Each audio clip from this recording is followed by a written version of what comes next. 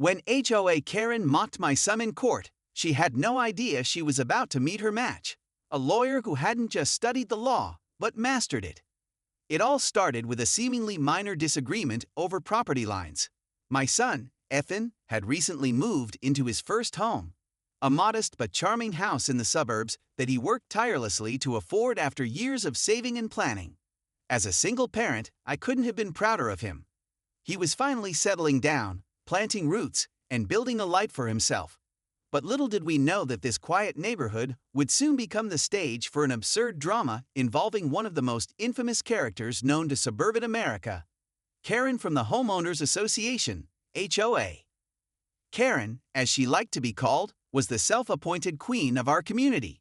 She strutted around the cul-de-sac like she owned it, clipboard in hand, scrutinizing every blade of grass and mailbox angle. Her obsession with enforcing HOA rules bordered on maniacal. So when Ethan installed a small garden bed along the edge of his yard, a tasteful arrangement of flowers and shrubs meant to brighten up the space, Karen pounced. According to her, the garden encroached on common area by exactly 6 inches. 6 inches. That's less than the width of a loaf of bread. Ethan tried reasoning with her, explaining that the plants were purely decorative and posed no harm. But Karen wouldn't budge. She demanded he remove them or face legal action through the HOA board.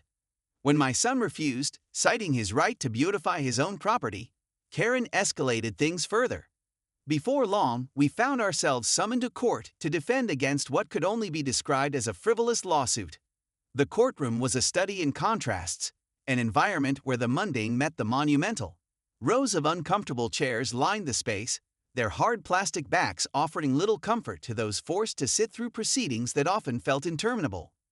Fluorescent lights buzzed overhead, casting an unforgiving glow over everything and everyone within their reach. The walls were painted a pale institutional beige, devoid of any personality or warmth, a fitting backdrop for the sterile atmosphere of legal proceedings. Yet despite its coldness, there was something undeniably weighty about being inside this room. It wasn't just a physical space, it was a stage where lives could be altered, reputations tarnished, and justice served or denied. Ethan and I sat on one side of the aisle, our presence understated but deliberate. My son looked every bit the professional he was, dressed impeccably in a charcoal gray suit that fit him perfectly. His tie, a deep navy blue with subtle stripes, added a touch of sophistication without appearing ostentatious. He carried himself with quiet confidence, his posture straight but relaxed, betraying none of the nerves I knew must have been simmering beneath the surface. Beside him, I fidgeted nervously, clutching a tissue so tightly that my knuckles turned white. Despite Ethan's reassurances, I couldn't shake the feeling of unease that had settled in my chest like a stone. This wasn't just some petty disagreement over property lines. It was a battle against someone who wielded power recklessly, someone who thrived on making others feel small. And now, here we were, facing her in court. Across the aisle, Karen held court among her fellow HOA members, her entourage nodding approvingly at her every word. She wore a black blazer tailored to perfection, its sharp lines accentuating her commanding presence. Her blonde hair, styled into an immaculate bob, framed her face like a helmet, giving her an almost militaristic air. Oversized sunglasses perched atop her head completed the look, as if she were auditioning for a role in a movie about suburban tyrants. But what struck me most about Karen wasn't her outfit, it was her demeanor. She exuded arrogance, her every movement calculated to project dominance. As she flipped through her notes with exaggerated precision, I couldn't help but notice how she glanced around the room, ensuring all eyes were on her. This wasn't just a legal hearing for Karen, it was performance art. When the judge entered, the room fell silent, save for the soft shuffle of feet as everyone stood to acknowledge his authority. Once seated again, the judge called the case to order, his voice steady and authoritative. "Good morning," he began, glancing briefly at both parties before turning his attention to Karen. "Ms. Karen, you may proceed." Karen didn't hesitate. Rising from her seat with dramatic flair, she approached the podium, her heels clicking sharply against the tiled floor. She adjusted the microphone ever so slightly, leaning forward as though preparing to deliver the verdict herself rather than make her case. Clearing her throat, She launched into her tirade with the fervor of someone who believed they were fighting for nothing less than the soul of the neighborhood. "Your Honor," she began, her tone dripping with self-righteous indignation. "This is not merely a dispute over 6 inches of soil. This is about principles, about respect for community standards and adherence to rules that exist for the greater good." She paused for effect, letting her words hang in the air like smoke after a firecracker. Then, with a sweeping gesture toward Ethan, she continued, "This young man has shown blatant disregard for these principles. He thinks he can simply do whatever he pleases, disregarding the rights and well-being of his neighbors.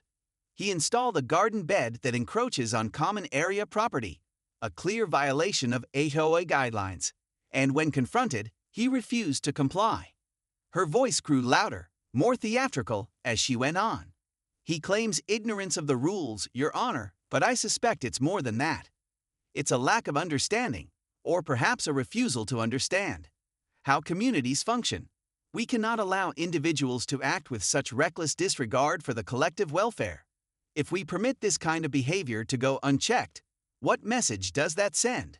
That anyone can flout the rules whenever it suits them." As Karen spoke, I noticed Ethan's expression remained unchanged. He listened intently, his gaze fixed on her, but there was no sign of anger or frustration. Instead, he seemed almost amused, as though he were watching a particularly bad play unfold. I, however, was seething. How dare she paint my son as some irresponsible troublemaker? How dare she twist the truth to suit her narrative?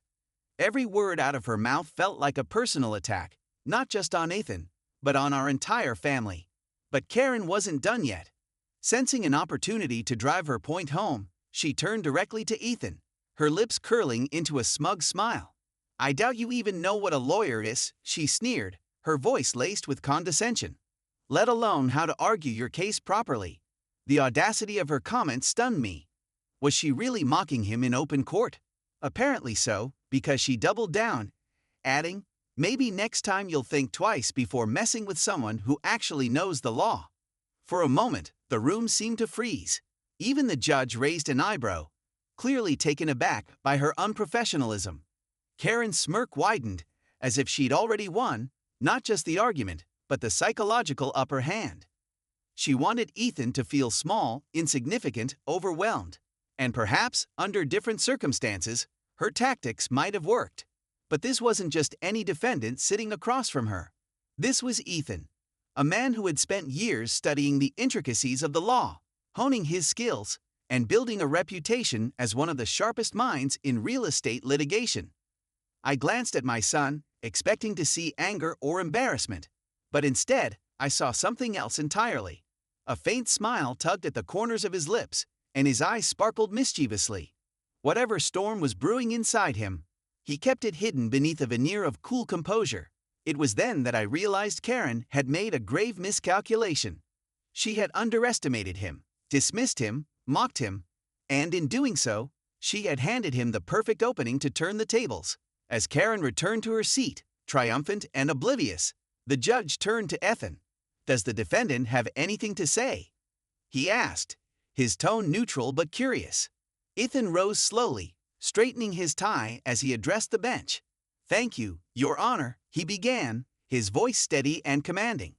What followed was a masterclass in professionalism, poise, and strategic brilliance. But for now, Karen basked in the illusion of victory, unaware that her downfall was imminent. As Ethan stood to address the judge, a palpable shift occurred in the courtroom. Up until that moment, Karen had dominated the proceedings with her theatrics and condescension, painting herself as the righteous guardian of community order while portraying my son as an ignorant troublemaker. But now, it was Ethan's turn to speak, and his calm demeanor told me he was ready to dismantle her carefully constructed facade piece by piece. He began with measured words, each syllable carrying the weight of professionalism and authority. "Your Honor," he said, his voice resonating clearly throughout the room, "I'd like to first clarify that the garden bed installed on my property does not violate any HOA guidelines." With those opening lines, Ethan immediately reframed the narrative. Rather than engaging emotionally or defensively, he grounded his argument in facts, a strategy that would prove devastatingly effective against Karen's baseless accusations. He reached into his folder, pulling out official documents from a licensed surveyor confirming the precise boundaries of his property. These papers weren't just evidence. They were proof that Ethan had done his due diligence long before this dispute escalated to court. Handing them over to the bailiff, who passed them along to the judge, Ethan continued, "As you can see, Your Honor, the garden falls entirely within the confines of my property line. There is no encroachment." The judge glanced briefly at the documents, his expression neutral but attentive. Meanwhile, Karen shifted uncomfortably in her seat. For the first time since entering the courtroom, her confidence seemed to waver ever so slightly. Her lips pressed together in a thin line, and though she tried to maintain her composed exterior, there was a flicker of unease in her eyes. Ethan, however, wasn't finished yet. Having established the factual foundation of his defense, he transitioned smoothly into dismantling Karen's most egregious misstep, her mockery. Secondly, Ethan continued, pausing for dramatic effect. "While Ms. Karen here seems quite confident in her knowledge of the law," he gestured toward her with polite formality. "I must admit I find her earlier comments amusing." The word amusing hung in the air like a challenge, cutting through the tension like a knife. Every eye in the room turned to Karen, whose smirk faltered visibly. She sat frozen, unsure whether to feign indignation or pretend indifference. Ethan pressed on, locking eyes with her as he delivered the knockout blow. "You see, Your Honor, I am indeed familiar with the law. In fact, I've dedicated my career to it. I'm a practicing attorney specializing in real estate litigation, and I haven't lost a single case." The silence that followed was deafening. It wasn't merely the revelation itself, the fact that Ethan was a lawyer, but the way he revealed it. His tone was neither arrogant nor boastful. Instead, it carried an air of quiet certainty, as if stating a simple truth rather than making a grand proclamation. Yet the impact was seismic. Karen's face flushed crimson, her mouth dropping open in shock. The transformation was almost comical, if it hadn't been so satisfying. Gone was the smug woman who had strutted into the courtroom convinced of her superiority. In her place was someone who suddenly realized she had grossly underestimated her opponent. Even the judge couldn't hide his surprise. Leaning back slightly in his chair, he raised an eyebrow, studying Ethan with newfound interest. The spectators behind us exchanged whispers, their murmurs rippling through the room like waves. Some nodded approvingly, others covered their mouths to stifle laughter. As for Karen's entourage, they squirmed awkwardly in their seats, exchanging nervous glances. It was clear that none of them had anticipated this twist, not even remotely. Their leader, the self-proclaimed enforcer of neighborhood standards, had mocked the very person best equipped to expose her ignorance. Ethan didn't stop there. With surgical precision, he dissected Karen's behavior, turning her own tactics against her. "Ms. Karen accused me of disregarding community standards," he said, his voice firm but controlled. "Yet her own conduct today raises serious questions about civility and respect. Mocking someone in court, especially when they're simply trying to improve their home, is hardly the hallmark of good neighborly conduct." Each word landed like a hammer strike, driving home the absurdity of Karen's actions. By mocking him, she had undermined her credibility.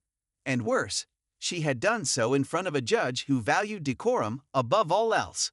What made Ethan's rebuttal so powerful was its duality. On one level, it addressed the legal merits of the case, proving beyond doubt that the garden posed no violation.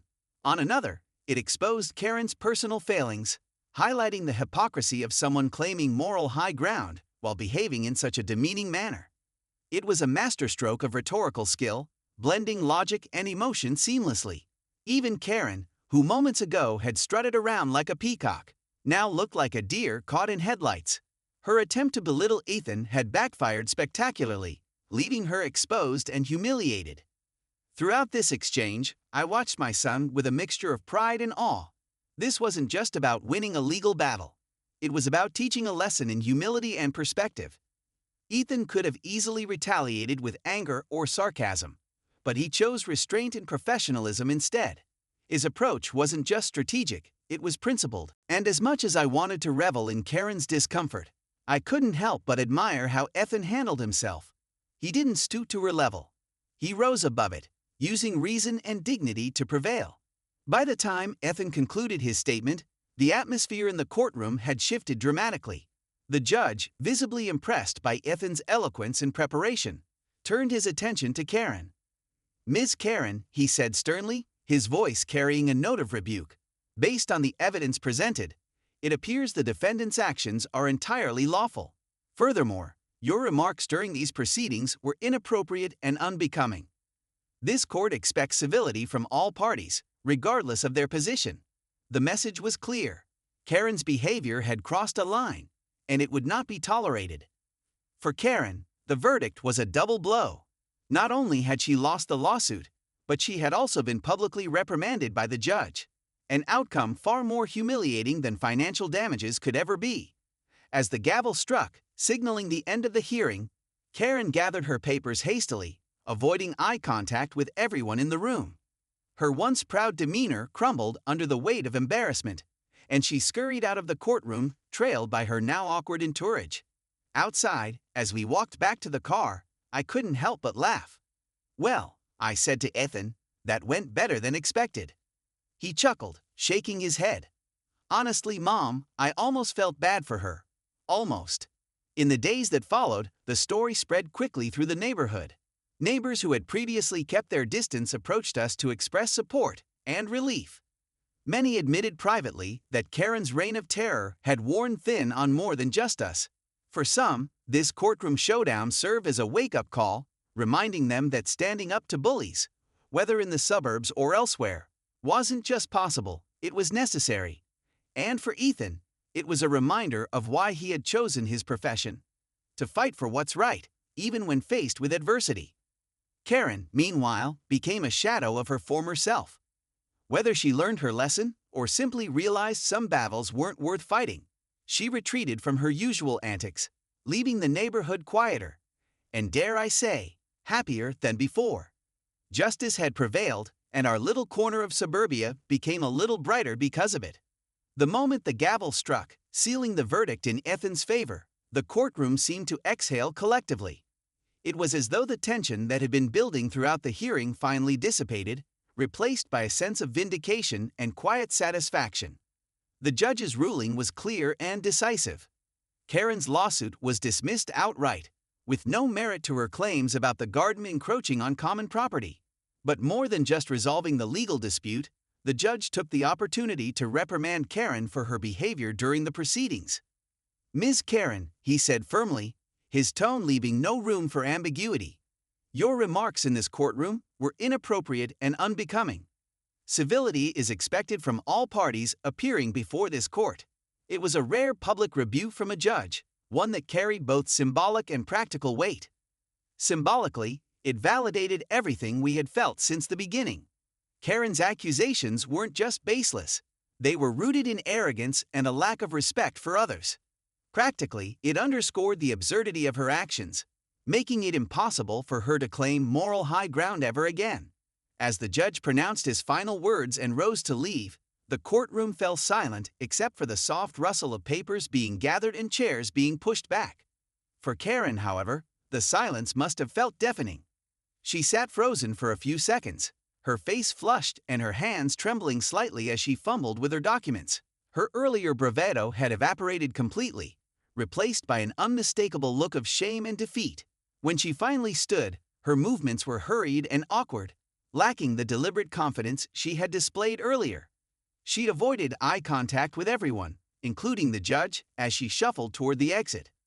Behind her, her entourage of HOA members followed silently, their expressions a mix of discomfort and embarrassment. Gone was the air of triumph they had exuded when they first entered the courtroom. Now, they looked like a group of people eager to distance themselves from the spectacle they had helped create. Outside the courthouse, the atmosphere shifted dramatically.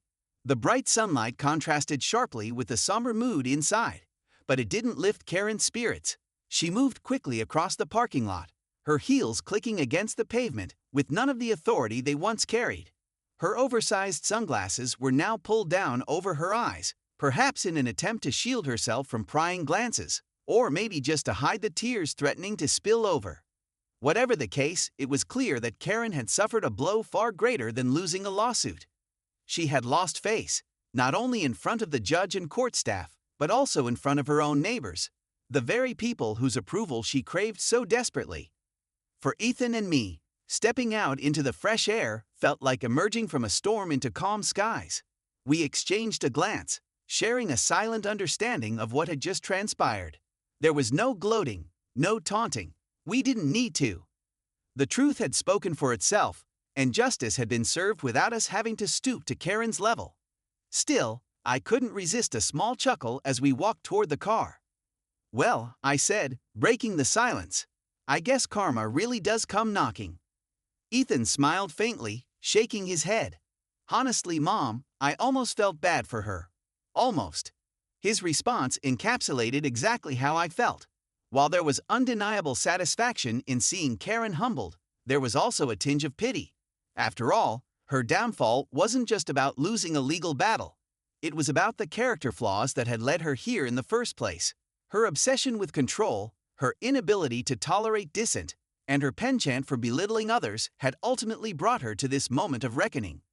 And while it might have been tempting to revel in her misfortune, there was something sobering about witnessing the consequences of such unchecked arrogance. In the weeks that followed, life in the neighborhood began to return to normal, but with noticeable differences. Word of the courtroom showdown spread quickly, thanks in part to the whispers of spectators who had attended the hearing and later shared their accounts with neighbors. At first, these stories were met with disbelief. "Are you serious? That actually happened?" became a common refrain at community gatherings. But as details emerged, Karen's mockery of Ethan, his revelation as an undefeated lawyer, the judge's scathing rebuke, the narrative solidified into something resembling legend. For many residents, it was a cathartic tale of comeuppance, a reminder that no one is untouchable, not even the self-appointed queen of the cul-de-sac. Neighbors who had previously kept their distance began approaching us openly, offering words of support and gratitude. Some admitted privately that they had long harbored resentment toward Karen's heavy-handed tactics, but lacked the courage to challenge her directly. Others expressed relief that someone had finally stood up to her, breaking the cycle of fear and compliance she had cultivated over the years. One elderly couple even stopped Ethan in the driveway to thank him personally. "You've done us all a favor," the woman said warmly, patting his arm. "We've been waiting for someone to put her in her place for years." Perhaps most telling was Karen's transformation, or rather, her retreat. In the aftermath of the trial, she became noticeably quieter, withdrawing from the spotlight she had once dominated. Gone were the clipboard-wielding patrols through the neighborhood and the unsolicited critiques of mailboxes and flower beds. Instead, she kept mostly to herself, rarely venturing outside except for brief errands. When she did appear, she avoided making eye contact with anyone, her usual air of superiority replaced by a palpable sense of unease. Whether this newfound restraint stemmed from genuine remorse or sheer embarrassment was anyone's guess, but the result was undeniable. The neighborhood felt lighter, freer, and more harmonious without her constant interference. For Ethan, the experience reinforced his belief in standing up for what's right, even when doing so comes at a cost. "Sometimes, Mom, you have to fight battles that aren't just about you," he told me one evening as we sat on the porch watching the sunset. This wasn't just about my garden or my pride. It was about setting an example, for the neighbors, for Karen, and honestly for myself. If I hadn't pushed back, what message would that send? That it's okay to let bullies win. His words stayed with me long after our conversation ended. They reminded me of the values I had tried to instill in him growing up: integrity, resilience, and kindness. Watching him navigate this ordeal with grace and professionalism filled me with immense pride, not because he had won, but because he had done so with dignity. He hadn't sought revenge or retaliation. Instead, he had relied on facts, logic, and unwavering composure to expose the truth. In doing so, he had proven that civility isn't weakness, it's strength. As for me, the entire episode served as a poignant reminder of how far we had come as a family. Raising Ethan as a single parent hadn't always been easy, but moments like these made every sacrifice worthwhile. Seeing him stand tall in the face of adversity, using his intelligence and skills to defend not just himself, but the broader principles of fairness and respect, was a testament to the man he had become. and knowing that we had contributed, in some small way, to restoring balance to our little corner of suburbia brought me a deep sense of fulfillment. Karma, it turned out, wasn't just poetic, it was profoundly human. It wasn't about punishment for its own sake. It was about accountability, growth, and the ripple effects of our actions. Karen's fall from grace wasn't just her reckoning. It was a lesson for everyone involved, including us. By standing firm against injustice, we had reclaimed not just our peace of mind, but also the spirit of community that she had tried so hard to suppress. And as I looked around at the smiling faces of our neighbors, I realized that justice, when served with compassion, has the power to heal wounds and strengthen bonds. Truly, karma had knocked and left behind a brighter, kinder neighborhood in its wake. In the quiet aftermath of the courtroom drama, life in our suburban neighborhood began to settle into a new rhythm. The storm that Karen had unleashed with her relentless pursuit of control and dominance had finally passed, leaving behind lessons that resonated deeply, not just for us, but for everyone who witnessed or heard about the events. As I sat on my porch one evening, watching the sun dip below the horizon and casting long shadows across Ethan's garden bed, the very source of the conflict, I found myself reflecting on what this experience had taught me, my son, and the community at large. For Ethan, the case was more than just a legal victory, it was a defining moment in his personal growth. Throughout his life, he had always been someone who valued fairness, integrity, and respect. But until now, those values had largely existed within the confines of his professional world as a lawyer. Facing off against Karen forced him to apply those same principles outside the courtroom, in a setting where emotions ran high and stakes felt deeply personal. He learned that standing up for oneself isn't simply about winning. It's about doing so with dignity, even when provoked. When Karen mocked him, she gave him every reason to retaliate with anger or sarcasm. Yet Ethan chose restraint, responding instead with calm professionalism and unwavering logic. In doing so, he demonstrated that true strength lies not in aggression, but in composure. This lesson extended beyond the immediate dispute. It reinforced Ethan's belief in using his skills not just to advance his career, but to make a difference in the lives of others. By challenging Karen's bullying tactics, he sent a clear message to the neighborhood. No one should have to live under the shadow of intimidation or fear. His actions inspired others to speak out against injustice, empowering them to reclaim their voices. For Ethan, this realization brought a sense of purpose far greater than any monetary reward could offer. "Sometimes, Mom," he said during one of our conversations, "it's not about changing the system. It's about reminding people that they deserve better." Those words stayed with me, a reminder of how much impact one person can have when they choose to lead by example. As for me, the experience offered a profound sense of pride, not only in Ethan's achievements, but also in the resilience we had built together as a family. Raising him as a single parent hadn't always been easy. There were sleepless nights spent worrying about finances, countless sacrifices made to ensure he had opportunities, and moments of doubt when I questioned whether I was doing enough. But seeing him navigate this challenge with such grace and determination reassured me that all those efforts had paid off. He wasn't just successful professionally. He was compassionate, principled, and unafraid to stand up for what he believed in. These qualities, I realized, weren't innate. They were cultivated through years of love, guidance, and mutual support.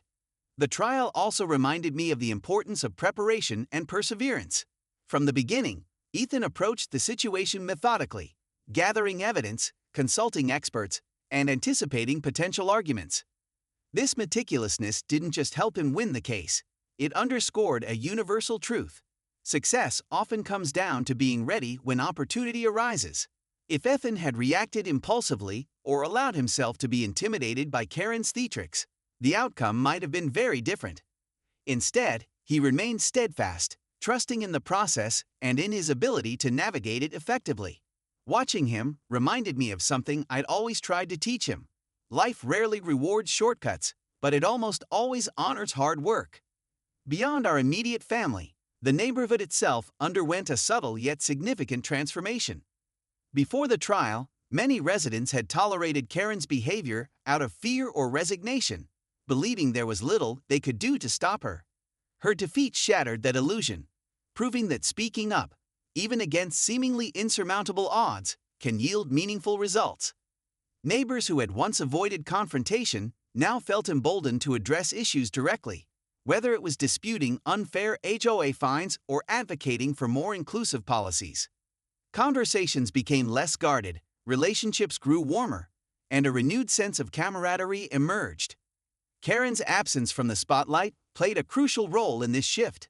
Though she continued living in the neighborhood, her presence became increasingly peripheral. She no longer patrolled the streets with her clipboard, nor did she issue unsolicited critiques of other people's properties. Whether this change stemmed from genuine reflection or simple embarrassment was unclear, and perhaps irrelevant. What mattered most was that her retreat created space for others to step forward, fostering an environment where collaboration replaced coercion. The irony wasn't lost on anyone. Karen, who had prided herself on maintaining order in the community, had inadvertently sown the seeds of chaos before being ousted by the very principles she claimed to uphold. On a broader level, the entire episode served as a powerful reminder of the ripple effects of our actions. Karen's downfall wasn't just about her losing a lawsuit. It was about the consequences of unchecked arrogance and the harm caused by prioritizing personal agendas over collective well-being. Conversely, Ethan's triumph showed that kindness and civility are not signs of weakness, but tools of empowerment. By refusing to stoop to Karen's level, he elevated the discourse, turning what could have been a petty squabble into a testament to the power of principle. And while justice doesn't always prevail in such dramatic fashion, this story proved that sometimes karma truly does come knocking at exactly the right moment. Ultimately, the lessons learned transcended the specifics of the case.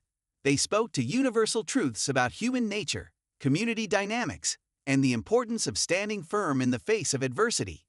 For Ethan, it was a reaffirmation of his values and capabilities. For me, it was validation of the foundation we had built together. And for the neighborhood, it was a catalyst for positive change, a reminder that even in the most ordinary settings, extraordinary things can happen when courage meets conviction. As I looked at Ethan's garden bathed in the golden light of dusk, I couldn't help but smile. What had started as a minor disagreement over 6 inches of soil had blossomed into something far greater, a testament to resilience, integrity, and the enduring power of doing what's right.